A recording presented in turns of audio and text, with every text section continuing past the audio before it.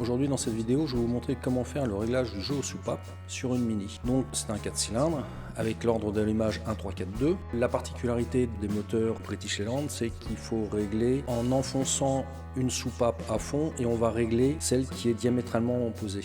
Pour pouvoir tourner le moteur, puisqu'il va falloir faire tourner le moteur pour pouvoir en permanence avoir des soupapes enfoncées, on va démonter les bougies pour qu'il soit plus facile à tourner.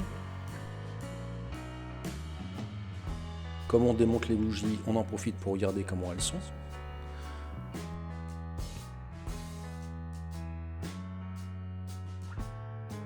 On démonte le cache culbuteur.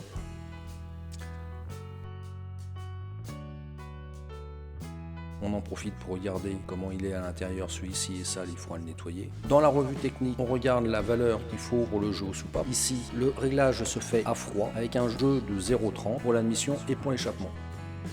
On lève une roue, on met la 4e vitesse et en tournant la roue, on fait tourner le moteur. Et donc vous allez voir que les culbuteurs montent et descendent. Là par exemple, le culbuteur complètement à droite pousse la soupape, elle est entièrement ouverte, donc on va régler le culbuteur complètement à gauche avec la cale de 0,30. Pour régler le jeu, on va desserrer le contre-écrou sur le culbuteur, on visse ou dévisse la vis de réglage et on resserre le contre-écrou. On va passer la cale entre le culbuteur et la queue de soupape. Le mouvement doit être gras, c'est-à-dire qu'on doit sentir le frottement du métal sur la cale. Vous refaites pareil pour toutes les soupapes en tournant à chaque fois votre moteur, en regardant quelle soupape est entièrement ouverte.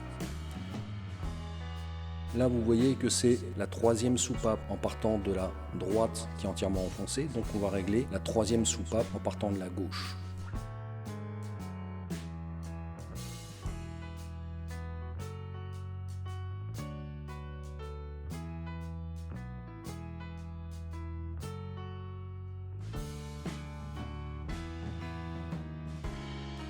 Une fois que vous êtes passé sur les 8 soupapes, vous pouvez remonter le cache culbuteur.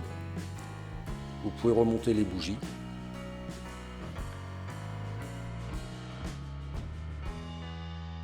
Remettre le faisceau dans l'ordre de l'allumage.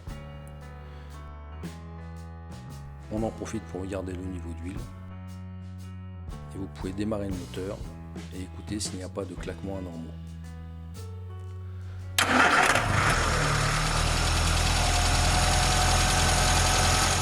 Une fois que c'est fait, vous pouvez aller faire un essai sur route.